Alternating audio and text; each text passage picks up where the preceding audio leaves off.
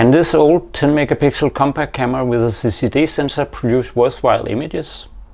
Let's have a look at it.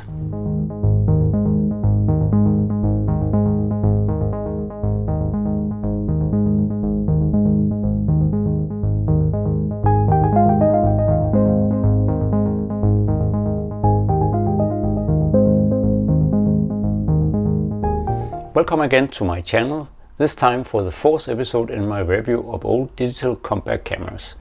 If you didn't see the previous period reviewing the Olympus FE210 that I absolutely adored, you can click on the link up here.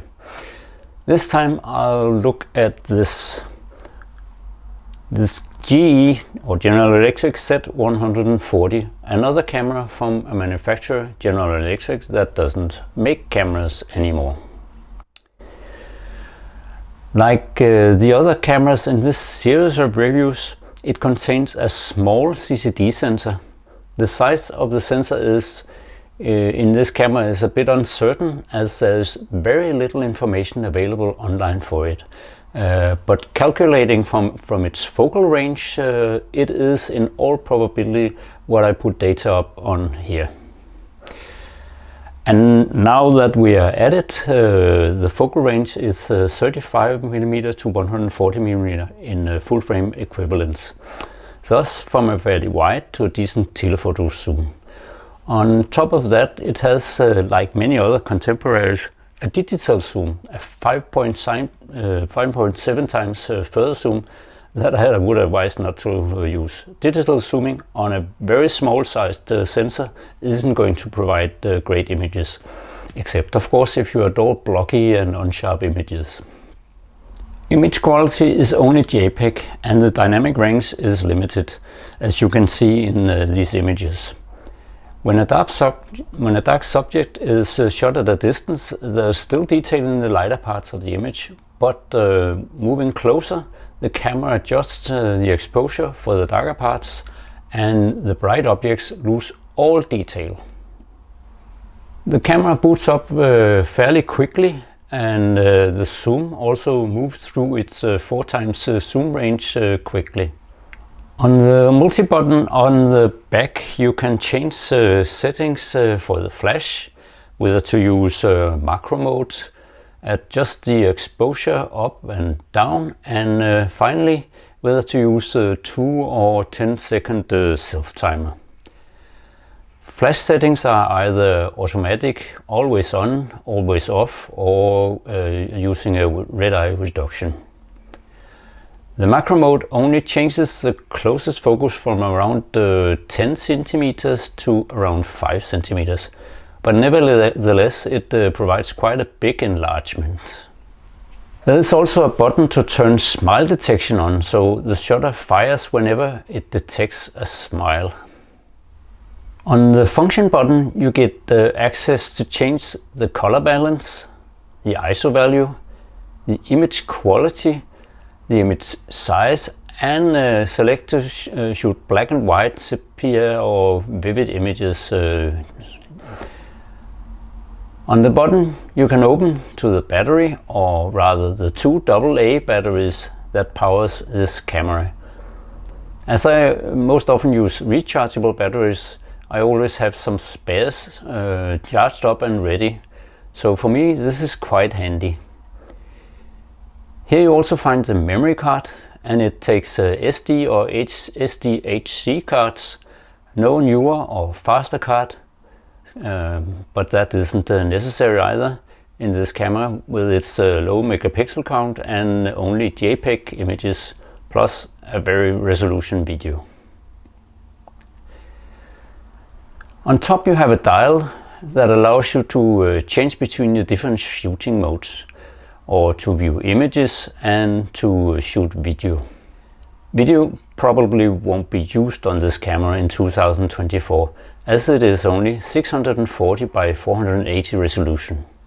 The panorama mode is quite unique. You shoot the first image and then there is an indication on the LCD in which direction to turn the camera, and when you have turned the correct amount, the camera exposes the next frame automatically. It does so 3 times before then stitching the panoramic image in camera. As most compacts that stitches image in camera, it is not always flawless. But the main problem is that the resulting images are very low in resolution, so there's not much point in making panoramas this way. Stitching in post results in images with higher resolution than the individual images. This method in this camera results in a lower resolution of the image.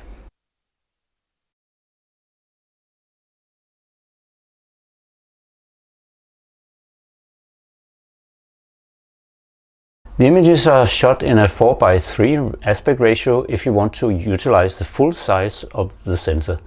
The 10.1 megapixel images are 3648 high by 2736 pixels wide. But it can also shoot in 3:2 and 16:9 ratios by cropping out some of the vertical pixels. Now let's look at some more images from this camera.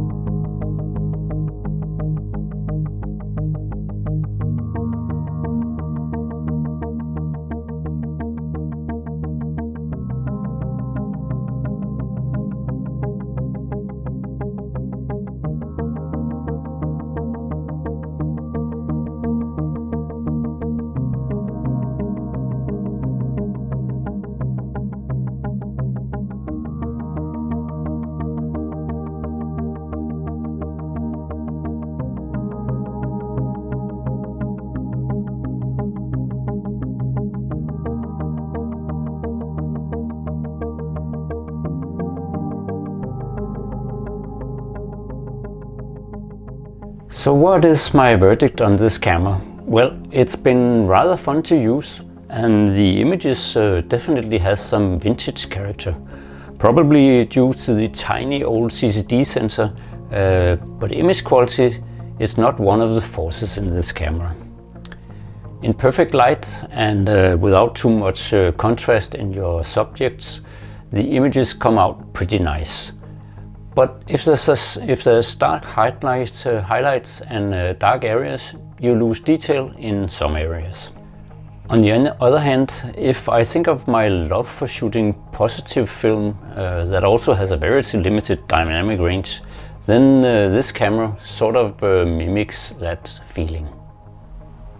Objectively speaking, is it a good camera? Definitely no. But did I like to use it, and could I produce good images with it? Definitely yes. So it all comes down to what kind of photographer you are and what style of shooting you prefer. I like to use my almost perfect and very expensive Hasselblad X2D with its 100 megapixel medium format sensor and some really awesome lenses, but I can easily find fun in using a camera like this. But why is it then that I like it so much? Well, if you like this kind of vintage look, it's actually a good image quality. It sounds weird maybe, but I like the images that came out of it, if there wasn't too much contrast at least. And you have relatively good control of settings. I would have liked an aperture priority mode and shutter priority mode, but there isn't. But otherwise you have pretty good control over settings on this camera. It starts up quickly, that's a very good thing. Less than a second you will be ready to shoot. And also the zoom is very fast. Size and weight is small. It's almost half the size of my iPhone. It's thicker than the iPhone, but it's much smaller. And that it uses rechargeable batteries is of course a big bonus for me at least. And if you run out of juice somewhere, you can just buy 2 AA batteries and you will be up and running again. But of course there are downsides to it. If you look objectively on the image quality, it is pretty lousy. So yes, that's true. It has no RAW mode, so you have no possibility in sort of gaining a bit in highlights or totally block the black areas. The dynamic range is low, so you will have lots of these areas, as you saw in some of my images. And the lens also produces some pretty obvious chromatic aberration. And it has only this 640 by 480 video capability, and that's not anything that anyone would use. And it has lots of flaws and weird things going on. But despite all these negatives, I still like to shoot with this camera. I hope you liked my review of this vintage digital point and shoot camera. If you did, please subscribe to my channel and also hit the like button so others can find this video. I'll be doing reviews of some more point and shoots from the box of cameras that I bought some time ago. And the next one will be this Ricoh HC15, which is a somewhat more modern camera. So thank you very much for this time, and bye for now.